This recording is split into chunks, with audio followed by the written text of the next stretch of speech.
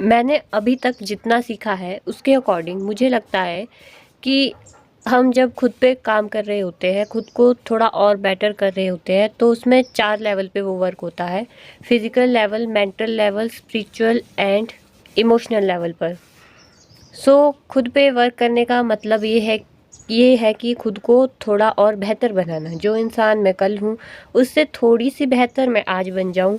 But इसका मतलब ये नहीं है कि हमें परफेक्ट बनना है। बस इसका मतलब ये है कि हमें थोड़ा रोज़ बेहतर बनते जाना है, मतलब खुद को थोड़ा थोड़ा अपग्रेड करते रहना। हम सबके बहुत सारे गोल्स होते हैं, लेकिन हम उन्हें अचीव नहीं कर पाते हैं क्योंकि हम उस लेवल पे खुद पे वर्क नहीं कर रहे होते। तो उसके लिए 4 स्टेप में हमें खुद पे वर्क करना चाहिए। एंड जो भी मैं अभी बताने जा रही हूँ, this is all about my experience. पिछले 2 सालों में मैंने जितना सीखा है, जो मुझे लगता है कि हमें ये सब कुछ करना चाहिए, मैंने जिन जिन लेवल पे खुद पे वर्क किया है वही मैं आपको बताने जा रही हूँ। पहला स्टेप है फिज़िकल लेवल पे वर्क करना। तो अपनी हेल्थ को प्रायोरिटाइज़ करना बहुत ज़रूरी है। सबसे पहले हमारे लिए हमारी हेल्थ इंपॉर्टेंट होनी चाहिए।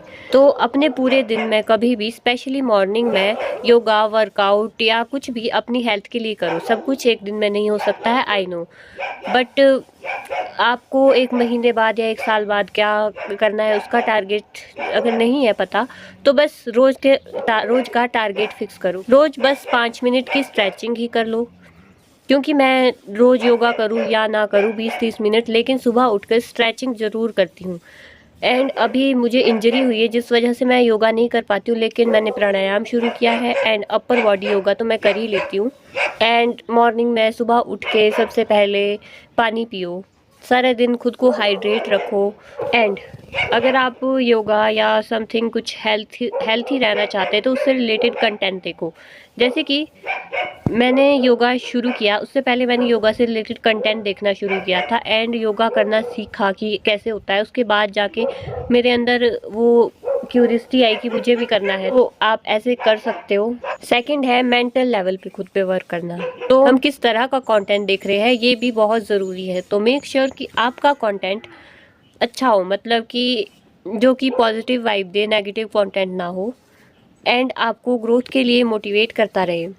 एंड न्यू स्किल सीखो जिससे आपका ब्रेन वायर होगा नई चीज़ें सीखने के लिए। डिसिप्लिन में रहो, कंसिस्टेंसी में रहो। आपके ब्रेन को पता चलेगा कि you are a discipline person and आपके लिए वो टास्क फिर बहुत इजी हो जाएंगे।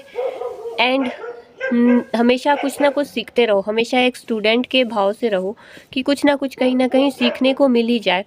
एंड सबसे अच्छा सीखने का तरीका है न्यू बुक्स पढ़ो। एकेडमिक बुक्स के अलावा भी बुक्स पढ़ना ज़रूरी है जो हमें कुछ ना कुछ सिखाती रहती है। एंड मेडिटेशन, जो कि आपके मन को शांत करती है। एंड मेडिटेशन के बहुत सारे इम्पैक्ट हमारे ऊपर, हमारी बॉडी पे, फिजिकली, मेंटली, इमोशनली या स्पिरिचुअली हर लेवल पे पड़ता है। एंड थर्ड है इमोशनल लेवल पे।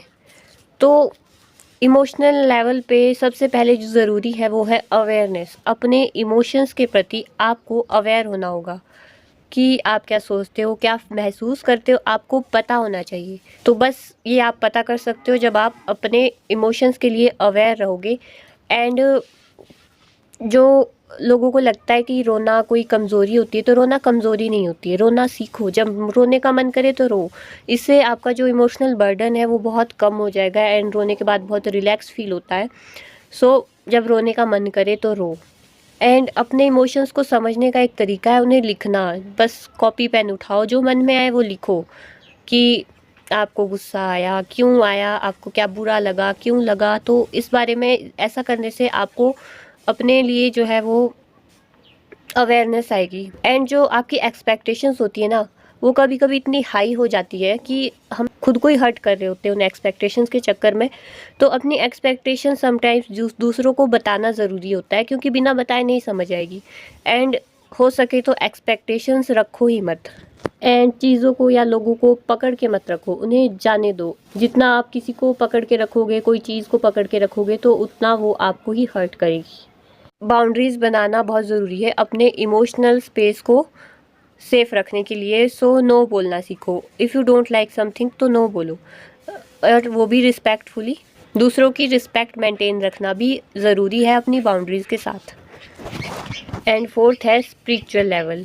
तो मुझे ना एक चीज़ पता चल चुकी है, मतलब ऐसा मुझे लगता है कि स्पिरिचुअलिटी हमें कंप्लीट करती है। मैं खुद पे जब वर्क कर रही थी, मैंने अपनी हेल्थ पे, अपनी जो मेंटल लेवल है उस पे मेडिटेशन वगैरह, जर्नलिंग, ये सारी चीज़ें करना शुरू किया। बट फिर मुझे एक दिन पता चला ग्रैटिट्यूड के बारे में। देन मैंने ग्रैटिट्यूड प्रैक्टिस किया, फिर मुझे लगा कि यार इसी की कमी थी। मतलब फिर मुझे कंप्लीट फ़ील होने लगा। मेरी ऐसी हार्डली कोई ऐसी वीडियो होगी जिसमें मैंने ग्रैटिट्यूड के बारे में बात ना की हो। मैं अपनी हर वीडियो के एंड में ज़रूर ग्रैटिट्यूड के बारे में बताती ही हूँ। सो स्पिरिचुअलिटी हमें कंप्लीट करती है एंड अभी भी बहुत कुछ सीखना बाकी है मुझे, एंड मैं सीख रही हूँ। मेरा गोल परफेक्ट बनना नहीं है, बस थोड़ा थोड़ा बेहतर बनते जाना है एंड मैं हमेशा कुछ ना कुछ सीखते रहना चाहती हूँ। तो ग्रैटिट्यूड एक ऐसी चीज़ है जो हमें वो चीज़ें दिखाता है जो हमारे पास है, क्योंकि हमारा फोकस रहता है ना उन चीज़ों पे जो हमारे पास है ही नहीं। हमें तो वही दिखता है, हम उसी के लिए रोते रहते हैं। लेकिन जब आप ग्रेटफुल होना सीख जाते हो तो आपको दिखता है कि यार मेरे पास क्या है, एंड आप कंप्लीट फील करते हो। मतलब grateful heart means happy heart. जो इंसान ग्रेटफुल होना सीख जाता है वो हमेशा खुश रहता है। एंड स्पिरिचुअल लेवल पे हम नाम जप कर सकते हैं, जो मैंने भी शुरू किया है। एंड मेडिटेशन भी, chanting is a good thing. And मतलब स्पिरिचुअलिटी का मतलब यही नहीं है कि हम मंदिर जाए। स्पिरिचुअलिटी हमारी सोल से कनेक्टेड है। तो बस अपनी सोल से बातें करते रहो, खुद को अवेयरनेस स्पिरिचुअलिटी में सबसे पहली चीज़ बताई गई है। तो अवेयरनेस से शुरू करो। सो आई होप आपको ये वीडियो अच्छा लगा होगा एंड आपको आपकी इस वीडियो से क्या टॉप लर्निंग रही वो मुझे कमेंट में ज़रूर बताइएगा। मिलते हैं नेक्स्ट वीडियो में। एंड उससे पहले एक और मैसेज मैं देना चाहती हूँ कि जो कुछ भी मैंने बताया सब कुछ एक प्रोसेस है, तो रिज़ल्ट की चिंता किए बिना एंजॉय द प्रोसेस एंड थोड़ा धैर्य रखें जीवन में, क्योंकि कुछ भी एक दिन में नहीं होता है, बदलाव में टाइम लगता है। So thank you.